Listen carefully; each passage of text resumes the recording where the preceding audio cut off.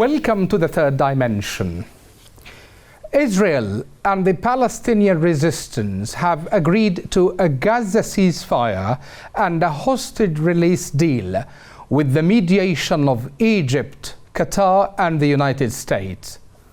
The deal follows 15 months of relentless Israeli genocidal war against Palestinians in Gaza, in which 46,000 people have been killed.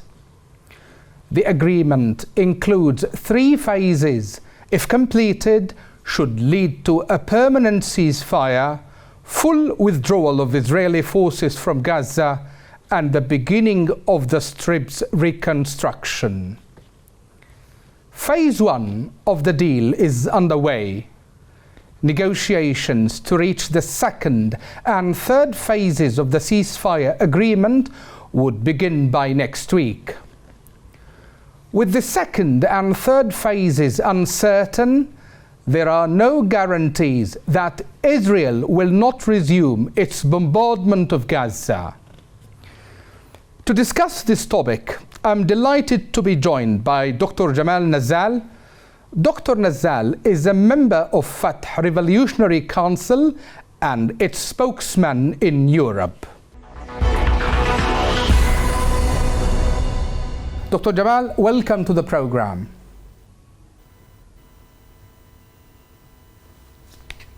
Okay, now if we start, Dr. Jamal, from this point, that is Gaza ceasefire, after more than 471 days of relentless genocidal war against Palestinians, but at last we have got a ceasefire and we are in the 10th day. First of all, how would you describe the deal? Well, the deal falls short of an Israeli agreement on a complete withdrawal from Gaza. We believe Israel has no intention to withdraw from Gaza. Prior to October 7th, Gaza, according to the definition of Hamas, it wasn't occupied. Now it is. According to our definition, Gaza was occupied before October 7th, and now it is even more occupied than before. I don't believe Israel is sincere about implementing this agreement.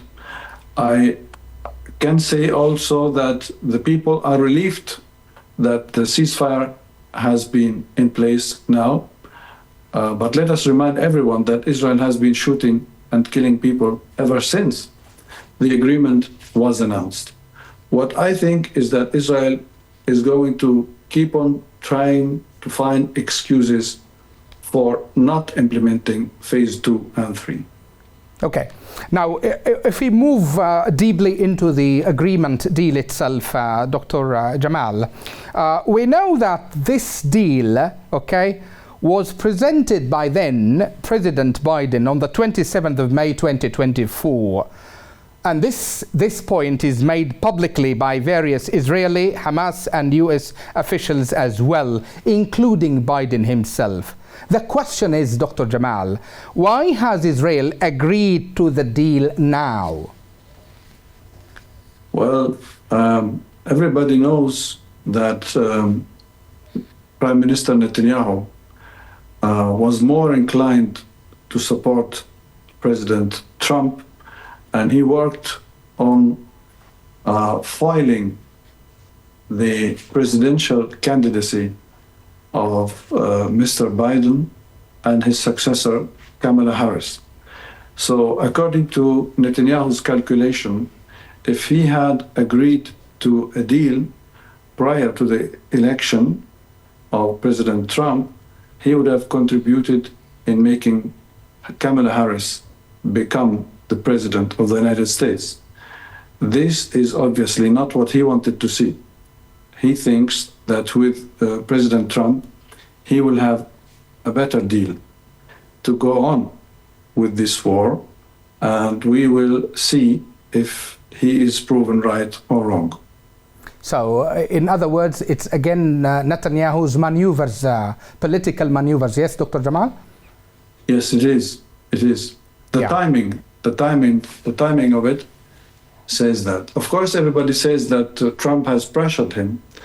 Well, I don't know in what sense Trump has pressured him. Yeah. According to what we know, the administration of Biden has canceled armed deals with Israel, Yeah. which are now being put in place by the Trump administration. So Yeah.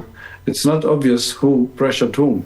Yeah, perhaps we could talk later about Trump's role in this deal, Dr. Jamal, okay?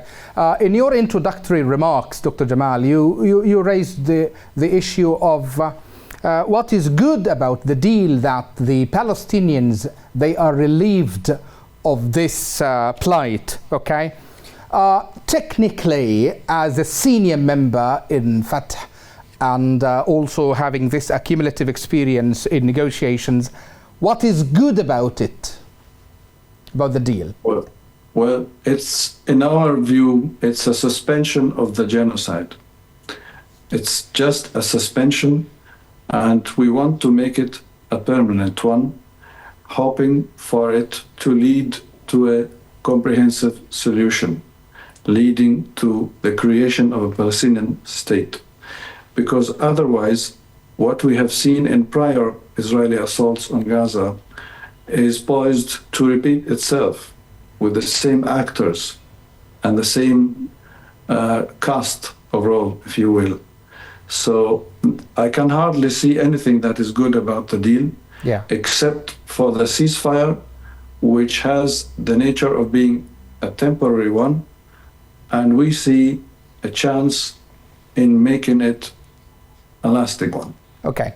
Now, another issue that experts in negotiations raise about the deal, Dr. Jamal, yes, we have got the United States, Egypt, and Qatar as guarantors of this deal. But yet, some others say that the deal itself lacks what we call a concrete enforcement mechanism. How do you comment on this? The only enforcement mechanism is Israel's program. And we believe Israel has no stake in bringing this war to an end, because Israel has benefited a lot from the assault on Gaza, Lebanon, Syria, Iran, and Yemen. And Israel saw in the 7th of October a chance to achieve its dreams, not only its goals. The dreams of the Israeli far-right movement, to a larger extent, have come true. And I fear that their appetite to more destruction is still there. And in this moment, the Israeli army is destroying Palestinian cities in Jenin and Tulkarem in particular. And we think that the world should stop Israel before a wider regional war comes closer, which is a likelihood that we fear. I see. Now, if we move to Trump's and his role in finalizing the deal, and you said earlier, Dr. Jamal, that he did not exercise any kind of pressure on the Israeli leadership, okay? Now, others say Trump invested a good deal of diplomatic capital in closing the deal. Now, the question, do you think he will continue to push Israel, in your opinion, and how does that go with his suggestions that Egypt and Jordan should take in Palestinian refugees? Well, the pressure is being implemented on the Palestinian and the Arab side. With this notion of expulsion of Palestinians out of their land, that doesn't seem to me as he is pressuring Israel. He's putting more pressure on the Palestinian people. And the idea of driving people out of their land is a horrifying scenario that we have to avoid in all cases. It will bring destruction to the entire region, not only to the Palestinian people, but also to both Egypt and Jordan. But this seems exactly what Israel wants to have: destruction, instability, both in Egypt and Jordan. Yeah. Now, Jordan made it clearly, and even Egypt, that they will not accept such a thing, Dr. Jamal. To what extent Trump's pressure can go in this path? I hope they will be steadfast in their resistance to this idea of driving Palestinians out of their country, because this poses a threat to both Egypt and Jordan, and it's a threat of an existential nature. I mean, a lot of countries see in refugees, large numbers of refugees, a destabilizing factor. But from our point of view as Palestinians, this is very destructive, and it should not be allowed to happen. And our people will not cooperate with this idea, and they will make it fail. Okay. Now, if we move to another important point, Dr. Jamal, and I think we need your elaboration more on this issue as a senior member in Fateh. Now, many people talk about the day after the war. We hear about what we call negotiations or talks among Palestinian factions in Cairo, okay? And they said that Fateh, along with Hamas and other Palestinian factions, okay, they have agreed on what we call establishing an independent technocratic committee to administer Gaza. Please, we want you to elaborate more on this. It is not really likely that we will see this come true, because as Fatah movement, we think we have already a government in place. That is the government of Dr. Mohammed Mustafa, the Prime Minister of the Palestinian Authority. There should be no replacement or alternative bodies created in Palestine to lead any part of our country except this government. This is a non-starter, and we believe it's not the right time for creating alternative branches of a government that is already in place and ready to presume its responsibility also in Gaza. Okay, and do you think this Palestinian government has got its strength on the ground? In Gaza, I talk. Yeah. Yes, it does have a chance in Gaza, but when you look at the position of Israel, which is totally reluctant to allowing the Palestinian Authority to work in Gaza, you can compare it to the position of Hamas, which is practically the same.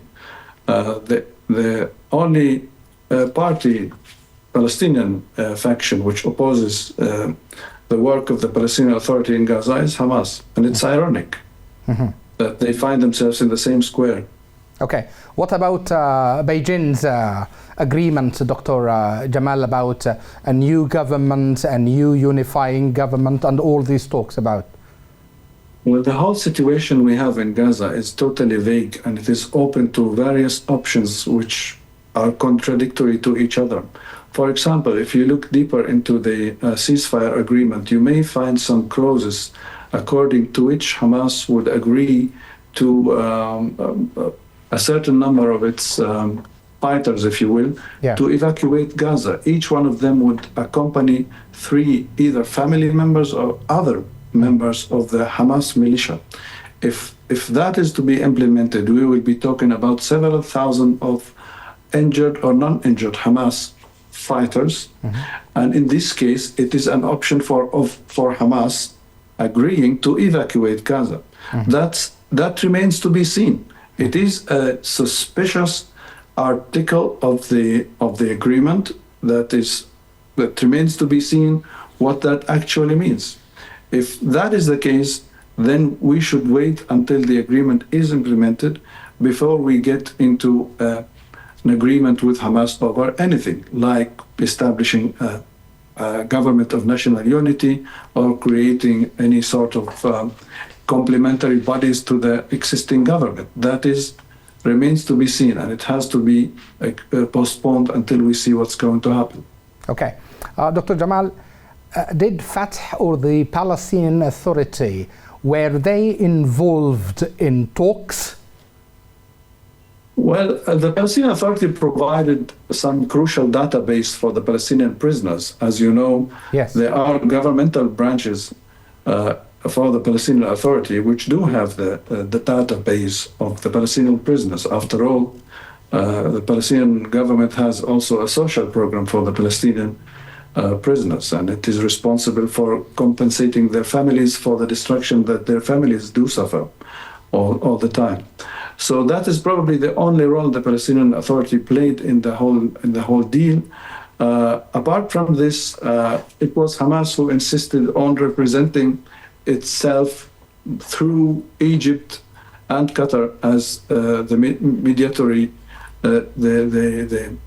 as the counterpart to the Israeli and American side in these negotiations. But the Palestinian government was excluded from these talks.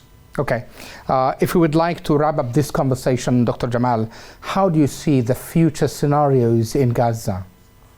There is what we hope and what we fear. What we hope is for the ceasefire to be a lasting one, a ceasefire that will lead to a political avenue that allows us to have a comprehensive solution, allowing the Palestinian people to achieve their national aspiration as a people, exercising our right to self-determination. This is what we hope.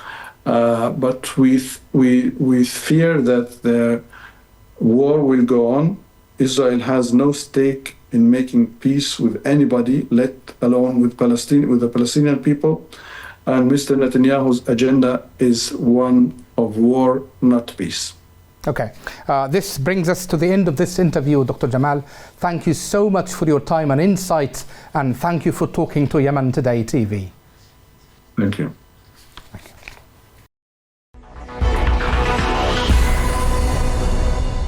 That's all for this time. See you next week with a new edition of The Third Dimension.